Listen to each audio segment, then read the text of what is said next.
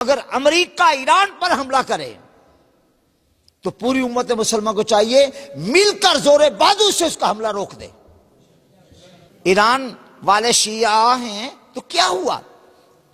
اب وہ تمہیں مارے گا تو وہ کہے گا کہ گولی شیعہ کو مارو، سنی کو چھوڑ دو، وہابی کو مارو، سنی کو چھوڑ دو۔ نہیں نہیں نہیں، ان کی گولی ایک ساتھ کام کرے گی، بلکہ وہ گولی بچائیں گے، تینوں کو لائن میں کھڑا کر کے اکٹھی گولی ماریں گے تاکہ تینوں ایک گولی سے مر جائیں۔ لہذا کسی کو بھی، کسی مسلمان ملک کو بھی اس کفر اعظم کے خلاف اس کا ساتھ نہیں دینا چاہیے۔ ایران پر اگر وہ جارحیت کرنا چاہتا ہے تو پوری مسلم امہ ڈٹ کر باہر نکلے اور کہے کہ آپ مقابلے میں دیکھتے ہیں تجھے تو کیا ہے۔ آپ کیا کہتے ہیں کہ شیعہ ریاست ہے ایران؟ شیعہ ریاست ہے ایران؟ ایران اگر امریکہ کو آنکھیں دکھائے تو ہم 2 دفعہ دکھائیں گے۔ ایران مسلمان ملک ہے، اور ایران کے ساتھ میرا بھی اختلاف ہے، عقائد میں اختلاف ہے، لیکن ایسا اختلاف نہیں کہ کوئی ان کو مارنے آ جائے تو میں کہوں ان کو مارو۔ اگر ان کو مارے گا تو وہ بدماش تو تیار رہے گا، پہلے ان کو مارو پھر وہ ہماری طرف آئے گا۔ ایران کی طرف کیوں آنے دیں؟ ایران کی طرف کیوں آنے دیں امت مسلمان ایران کی طرف امریکہ کو نہ آنے دینا۔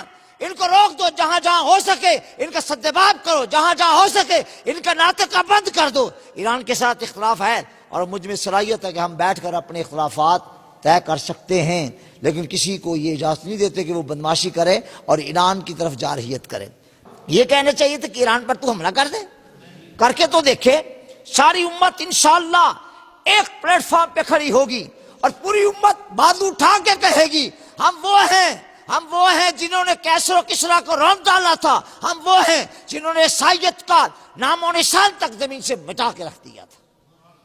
خبردار رہیں، نحن المسلمین، ہم مسلمان ہیں، وہی ہیں، اسی عمر کے ماننے والے ہیں جس عمر کو دیکھ کر کفر لرزہ کرتا تھا۔ جہاں میں اہل ایمان صورت خورشید جیتے ہیں، ادھر ڈوبے ادھر نکلے، ادھر ڈوبے ادھر نکلے۔